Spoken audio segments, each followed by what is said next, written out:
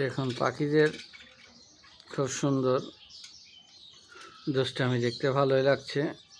ফিমেলটি তার বংশ বিস্তার করার জন্য প্রক্রিয়াধীন করছে।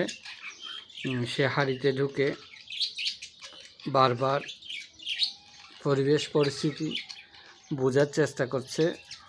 সে হাঁড়িতে ডিম দিলে কতটুকু নিরাপদ, সব কিছু মিলে একটি পাখি যখন প্রাপ্তবয়স্ক হয় এবং সে যখন বংশ বিস্তারের জন্য প্রস্তুত হয়, ডিম পাড়ার জন্য প্রস্তুত হয়, সে তখন হাঁড়ির মধ্যে আসা যাওয়া করবে, ঢুকবে, তার সুন্দর একটা পরিবেশ সে তৈরি করবে।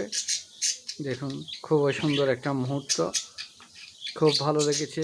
আপনাদের কেমন লেগেছে ভিডিওটি একটু কমেন্ট বক্সে জানিয়ে যাবেন।